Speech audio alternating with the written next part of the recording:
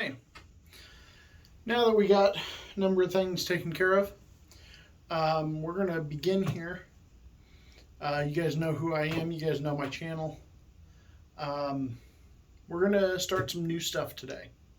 So I don't know how many of you guys know, but back in 2019, I got my ham radio license. We're going to start a project with that today. Brown unassuming box. We're going to do an unboxing. But while I'm doing the unboxing and while I'm putting this together, because this is some assembly required, actually a lot of assembly required, while I'm doing this assembly, sorry, I'm checking my watch because I'm controlling the camera with it. While I'm doing the assembly, we're going to talk about ham radio stuff and why I got involved, how I got involved, all the way up to like base layer ham radio 101, all the way up to where you can take it, what you can do with it. So let's get to the unboxing first, and then while we're assembling, I've got my soldering station over here, ready to go. We'll have to heat it up, obviously. Let's go ahead and do that now. So we'll go ahead and set that to about 400 centigrade. I know that I'm in America. All of those that are in America, I'm sorry, but I'm going to be using a lot of metric in this video and in the subsequent videos. So let's do the unboxing. So this is the true TR in parentheses uSDX. So this was put together by DL2MAN is his call sign. I believe he's in Germany. Don't quote me on that. Manuel, if you're out there, if you see this, thank you. This is hopefully going to be an awesome radio. So here's the radio. It says low bands right here. I'm going to open this up. I have opened this before. There was a piece of cellophane around here, but I took that off. This is from, he talks about Sunny over in China. This is one of Sunny's builds, so, or his kits. So there's the low band stuff. There's some information here about what all we're going to have to do specifically on the, this stuff is about the low band boards. This stuff is about the OLED and the speaker. Next we have our low RF bands board. And then the next thing that we have, and this is one other thing that I did bringing it in here, is I have updated the firmware on this to the latest with my call sign. So over here I'm going to cover over, there's a serial number there. Again, Manuel created this stuff. I want to respect his wishes. I'm not going to give out my serial number to anybody else. So that's what we've got so far. We've got a bunch of parts and pieces for the low bands. We've got the low band board, and we've got the main board. So we are going to open up this one, and we're going to start putting this together. A little bit of history of, oh, there's a number underneath. Looks like 6807, no, 7086 was this one's board number. Okay. That is some of the digits in the serial number, but not all the digits, so you're not going to get much from that. So here is the board. Most of it is populated. If you go on to DL2MAN, again, I'm going to start calling him Delta Lima 2 Mike Alpha November. We'll get into that here in a moment. If you watch his video on this, I believe it's this chip right here is not loaded. You have to solder that one on. This kit has it preloaded. I'm just going to go ahead and put the serial number away so that we just don't show the camera it accidentally. But yeah, what is ham radio? Ham radio is amateur radio. You may have heard of Citizens Band. You may have heard of single sideband and stuff like that. We're going to get into all of that. CB, Citizens Band, is actually not part of ham radio. It is its own thing. I dumped out all the parts and pieces. We've got some transistors here, power cord that'll fit that socket. Should fit in there. Perfect.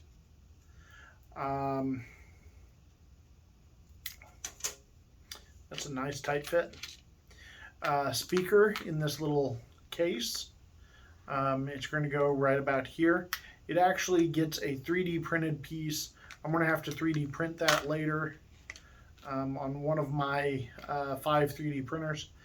This is the OLED screen. It's got a header right here to plug into. It's this 4-pin header, not the big header. And we've got some modifications, like it says here on the back side of this. We've got to do some, there's a wire that we've got to jumper it in there. So there's that. We've got some relays, some enamel wire. Then we've got some microphone or speaker jacks. I call them, all right, here's where I'm going to go back to what is it, SAE. I call this 1/8 inch headphone jack. It's the normal headphone jack like your phone used to have. Just they call it tip ring sleeve, not tip ring sleeve. TRRS. These are not TRRS, they are TRS. So if you look at a headphone jack and you see 3 shiny bits, not 4, that's tip ring sleeve. So we've got 3 of those. We've got an encoder, an encoding wheel or knob. We've got a pin header. This is for the, what is it called? The SPI. ICSP. This will go on the board right over here. And go right like that. We've got some buttons. There's about 4 buttons here. And we have a lot of toroids. There are 2 types. One set are red, the other ones are not. The red ones are going to be wound to be filters. The non-red ones are going to become transformers. We've got a couple of headers to go from board to board, from the low band board up to the main board. Microphone. We've got a SMA adapter to solder on. We've got some spacers and a couple of plastic nuts and bolts. I believe that's for the OLED. And we've got some wires, some random wires. I know one of them is for the OLED to do that jumper fix. So I'm going to start by doing that jumper fix, and we're going to go into, while I'm doing this, I want to talk about ham radio. So going back to that subject, So ham radio is amateurs. You cannot make money from ham radio.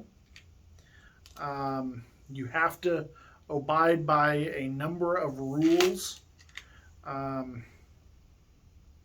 know I'm doing something that I shouldn't. I just need to pry that out a little bit. It's in there. It's in there pretty well. So yeah, you can't make money from it. But it's really so that us amateurs can advance the radios.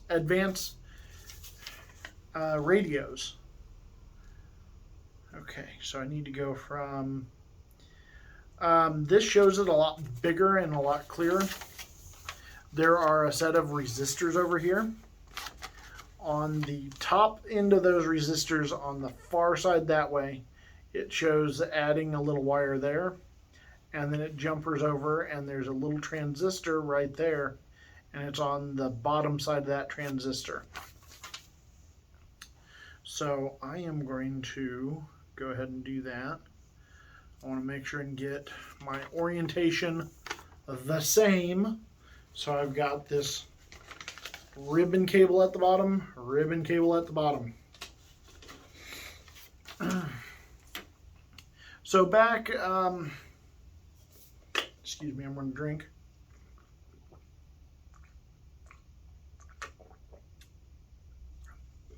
Ice cold water, best thing for you.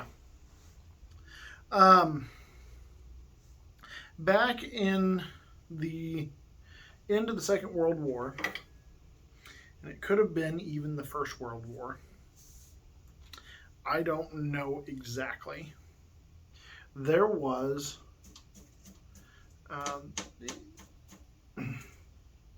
the start of the FCC, the Federal Communications Commission. Oh yeah. Their job is to make sure that everybody is playing nice on the airwaves, because we only have so many frequencies. We only have so many airwaves. So their job is to make sure that everybody plays nice. So, and that's in the US. Other countries have other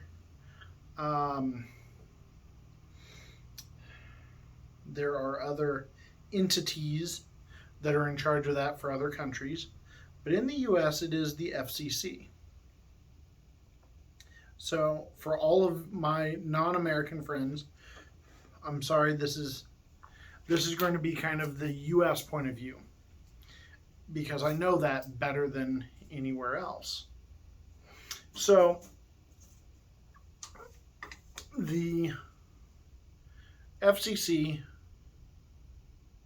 basically is in charge of all the waves in the US. There is a international body, the International Telecommunications Union.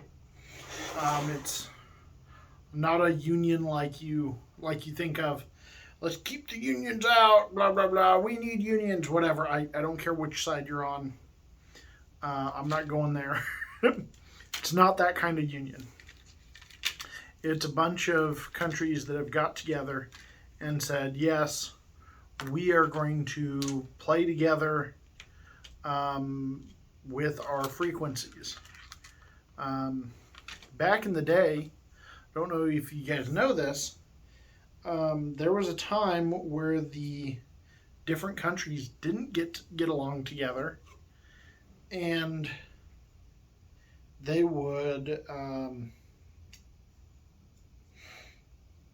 fight over the airwaves. I can recall, I don't recall personally, I recall stories of back in the day, Mexico and the U.S. had a thing where Mexico was not playing ball with the U.S. Again, not getting into politics here. We were the U.S. and Mexico were not playing ball together, I should say. And what ended up happening was there was a few commercial grade radio stations. And when I say commercial radio stations, I'm talking like 101.3 FM, blah, blah, blah, and AM stations. Again, this is what you would listen to like in your car on the radio dial. There was one that was like 1 million watts just over the border in Mexico. And they did that because, well, Mexico allowed them to, and the U.S. didn't. And there's stories out there where near the border, you could basically hook up a wire to a fence line, and you could pick it up because it was 1 million watts. So, yeah, they just didn't play ball together. So now they're a part of the International Telecommunications Union, the ITU, and they get along-ish. Which means ham radio operators can basically, each country allows their people to have ham radios if they get licensed. I have done that, and we as amateurs, we perpetuate the learning about radio frequencies and what we can do with radios. Your cell phone in your pocket that you may be watching me on right now, it uses RF radio. It has multiple frequencies that it can use, and it just works, and it works well. That's because it's on duplex. So you can send and receive simultaneously. That's why you don't get the like on a walkie-talkie, you can send or you can receive, but if you're pushing the button, you can't receive. If you let go of the button, you can't transmit. So it does duplex. It sends and receives simultaneously on two different frequencies. All right, that one went well. We're going to do another one of those. Again, we're doing these headphone jacks. So let's talk about the different levels of ham radio. There are currently, depends on who you talk to, 3 to 4 different classes. I don't know if the bottom tier class is still technically a thing. It was a thing back in the day, and it was called novice. I skipped right over that. I didn't even try for novice. I didn't even know that novice was a thing. If you want to do novice, I don't even know how you do it. So, and what all those rules are. So I'm not even going to touch on that really. The first real one where you get real privileges is technician, and that's what I am. So to get technician, you have to take a test. I studied for about a week, and I was able to ace the test, no problem. Then if you want to go on, you can during that same testing session, and you can try and get general, the next step. If you pass general, you can go on and you can do extra. There are some other classes that were a thing back in the day. They talk about them in classes. There's some great classes online. about different levels. I actually watched a good video by some guys out east that did a class on technician. That was part of my studying, my 1 week of studying. I watched some of their videos. They take you from zero to hero on becoming a technician. They've also got them on general and extra. The extra license is going to be changing. They're changing the question pool at the end of this month. So if you're watching later than this, the pool of questions has already been changed probably. This is July of 2023. So by August 1st, there's going to be different questions. So I am not actually studying right now for my general. I should, but I am waiting for those new test questions to come out, the new question pool, and I'm going to study to the new question pool. I'm not going to try and study and take the test for the 10 days that we have left in this month. So, all right, got all 3 of those headphone jacks put on. So, and they look good. Next thing I'm going to do is I'm going to start doing buttons. Should I do buttons? Let's think here. We've got buttons, we've got header, we've got OLED, and we have the rotary encoder. I think buttons is the next thing that we're going to do.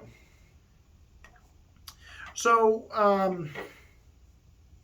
so that's how you get the different levels. What do you get with the different levels? Well, as a technician, you get access to a bunch of different frequencies. And here, that's the other thing. So let's talk about that real quick. Frequencies or channels. What are frequencies? What are channels? What's the difference? Does it really matter? It does. It does matter. As a ham radio operator, we get frequencies. We get blocks of frequencies. There is one exception in the 60 meter band. Those frequencies are channelized. So what do I mean by channelized? That means that if you're thinking of CB or walkie-talkie, the walkie-talkies that you can buy at Walmart, either there is one, it is set, and you can't turn away from the other walkie-talkie that came with it. That was the olden day. When I was a kid, that's what we had. They may have 2. There may be an A-B switch, channel A, channel B. When we talk about channels, TVs have channels. They were channelized. Before they went to the digital TVs, they were channelized back in the day. Channel 3 was not just 3. There was a frequency behind that. So what the FCC did and why we have channels is they tried to make it easier for the layman, saying, all right, the TV frequencies, they're in the UHF or VHF range. UHF would be ultra high frequency, and VHF is very high frequency. All right, we got 3 buttons put on there. Let's put on the OLED. I got the header for the OLED put on, and now we are going to go ahead and put some spacers underneath the OLED. Comes with some nice spacers here. And I'm going to put a plastic bolt through it. And I will go ahead and bolt it on So when we talk about frequencies and channels, what we're talking about is a frequency would be more like 101.3 FM. That is a frequency. When you talk about channels, basically you take that frequency and maybe some room on either side of that frequency, and you are going to call it just a arbitrary number. You're going to give it an arbitrary name or number, and that's what you're going to call it from now on. So we can take, and you can do this anywhere, but other people need to understand what you are doing, what that channel signifies. So TVs have channels, CBs have channels. Those walkie-talkies may have an AB, maybe set on one channel and that's it. Now, more modern, they have like 30 channels or 50 channels or 60 channels. And you can skip from channel 1 to channel 7 to channel 3, channel 50, whatever you need to do to get away from other people and to have your own conversation with your people. So that's what channels are. There are police channels. There are fire channels. There is ambulance channels. Any of those safety, they call them safety channels. If you hop on any of those safety channels without correct authorization to do so, oh, you get it. That you can actually, if you hinder their ability to help someone, that's a felony. So I would just stay away from those channels if I were you. But what the FCC ended up doing was, because we're amateurs and we have a little bit more brain power for radio stuff, because we had to take a test on it. They say, all right, well, we're not going to make you do channels for the most part.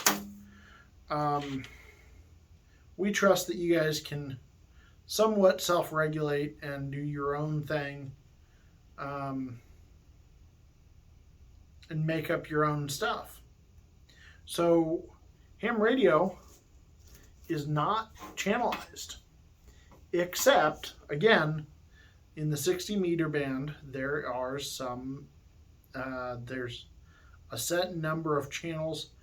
I'm not licensed for it, so I don't know it exactly what those frequencies are. This talk that I'm doing, a lot of this is going to be general knowledge. I'm not going to go into the nitty-gritty of, like, oh, if you have this license, you can do this frequency. I'm not going to go into that. I'm going to say stuff like, well, if you have this license, there's this band that you have some rights on. There's this band that you have some rights on. So yeah, the government basically said, the FCC said, you guys can self-regulate. So we're going to just give you blocks of frequencies, and you can divvy them up and use them as you see fit. But play nice, everybody. That's the big thing. We've got to play nice. So that's where, like, frequency coordinators come in. I've actually had to reach out to our frequency coordinator in my state here recently, because I am in charge of one of the repeaters here, and we were trying to link it, and so I needed a link frequency. Being that I am a ham radio operator, as long as I have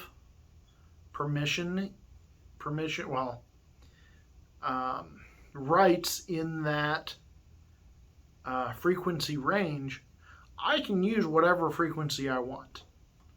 I don't have to, if I decide tomorrow that, hey, I want to use 146.720, 146.720 megahertz.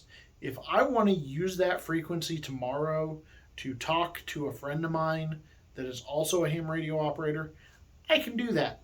It's legal. Nobody can keep me from doing that. Nobody can say, no, you can't do that. The only thing is, if there's already somebody on that frequency, I either have to wait or join their conversation or go somewhere else. Those are my options. So, while we've been talking, I put on the ICSP right here on the back side of the board. We've already got that OLED. We've got our 3 headphone jacks and 3 buttons. So we're coming along nicely. There's actually an extra button. I think it's extra. I hope it's extra. I'm pretty sure it is. So one of these. So I'm going to grab this rotary encoder because everything else goes on either the low band board or, oh no, the mic, but I don't know which way the mic goes. Excuse me, I'll have to look that up. We can do that later. So, yeah, I'm rambling, I know. So the FCC basically said, here's these frequencies, here's these blocks of frequencies, use them as you want, within reason. You can't use them for profit. Like, I can't go out and say, hey, I'm going to sell advertising on a frequency and get money from it. I can't do that. That is totally illegal. What I can do is I can say, hey, other ham radios that are listening, ham radio operators listening, I've got this ham radio that I put together or that I bought and I programmed, and I don't use it anymore. Does anybody want to buy it from me? That I can do. Now, the FCC says I can't make a habit of it. So, I forget the exact wording of it, but basically, I can't be like, all right, Monday rolls around. Hey, anybody wants to buy this radio that I've got? Tuesday rolls around. And hey, I sold that one, but I've got a new one that just came in today. Anybody want to buy this one? Hey, Wednesday rolled around. I got a new radio. Anybody want to buy this one? I'm importing them from China and I'm going to sell them direct to you. Yeah, can't do that. But like I said, if you're not making a habit of it, if it's not a normal thing, you're good to say, hey guys, I've got this radio, I've used it. Maybe it's brand new, but I don't have a need for it anymore. Anybody want to buy it? Totally fine. All right. Now we're on to the header. So,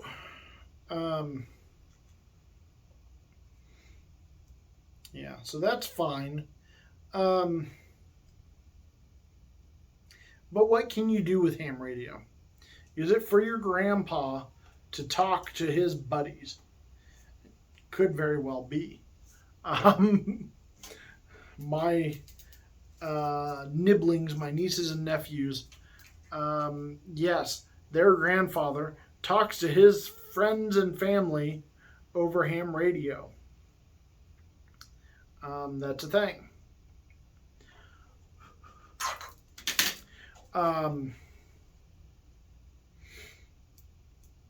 But what else could you use it for? A lot of people in my area, when talking about it, think of storm spotting, and that's a big one, at least in our neck of the woods. I am a ham radio operator and a storm spotter. So we go out, we look at the storms.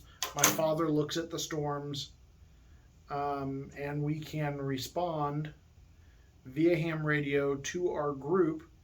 And actually, the Weather Service sometimes listens in. If not, we may have somebody in a command post, maybe at a lot of times it'll be like a law enforcement center or wherever dispatch is. County communications is what we call it.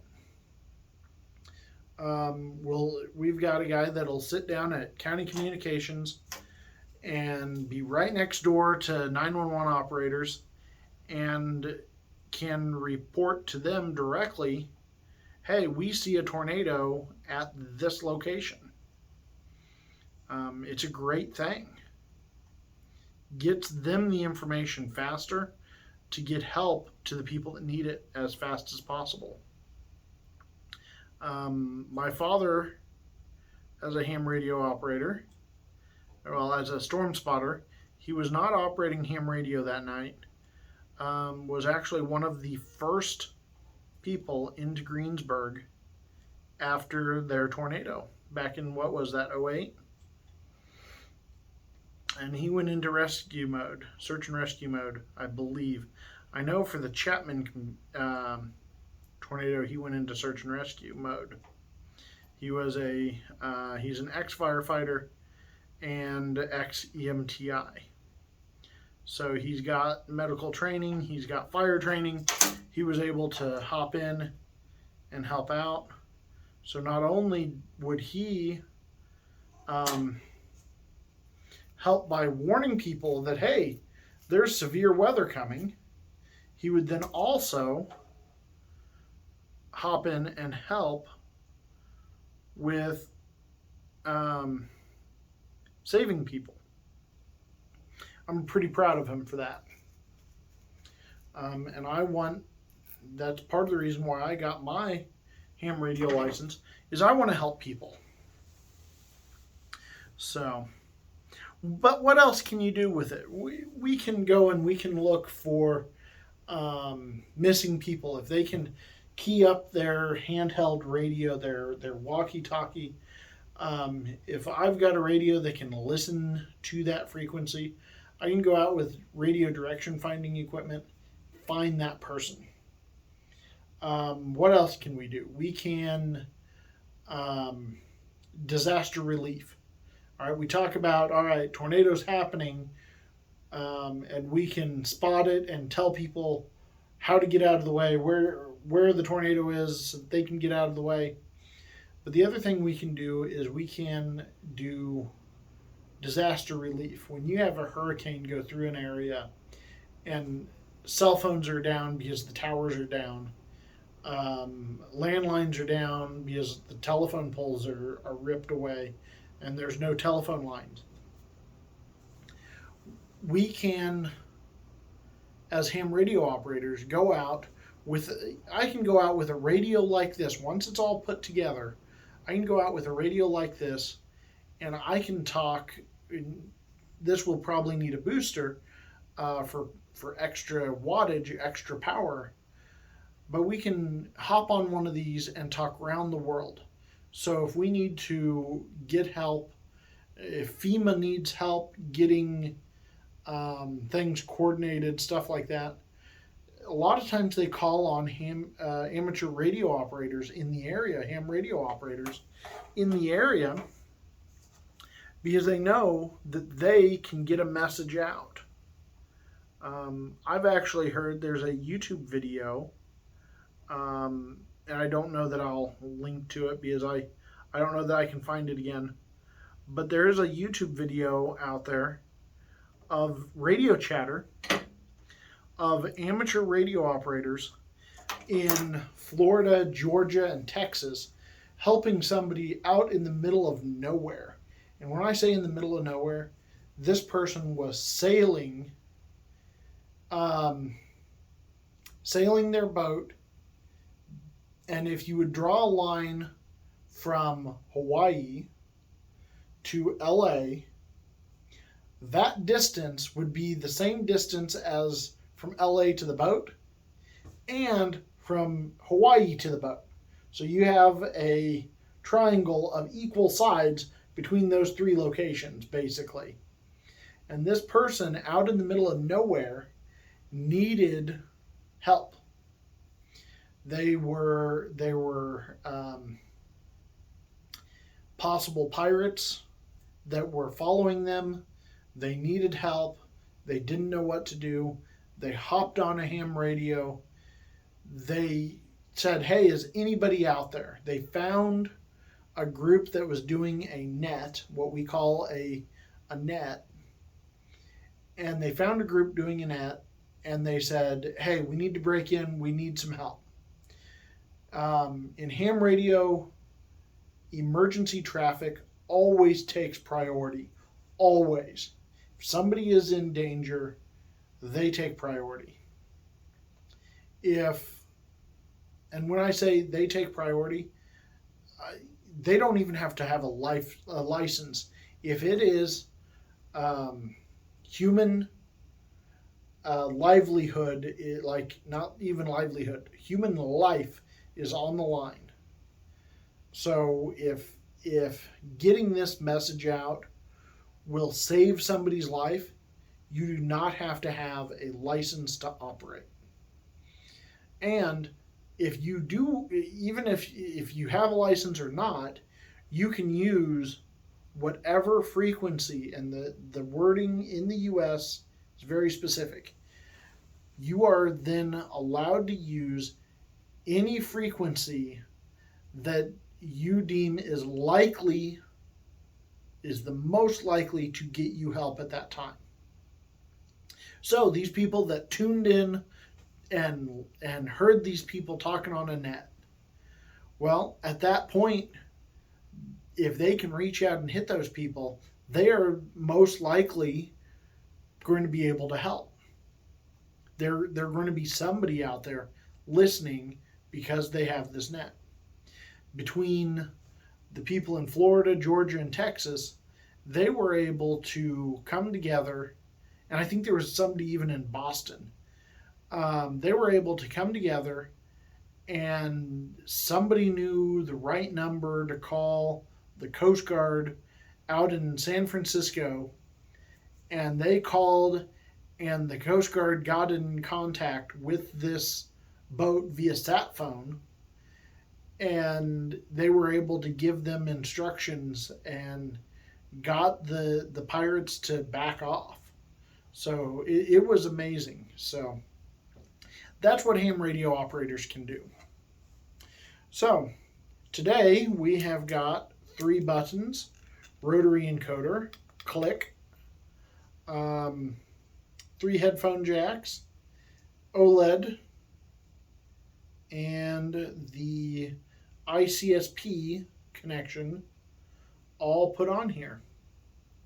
The only other thing that we have for this board, only other 2 things, is a microphone and the speaker. We can do the speaker now.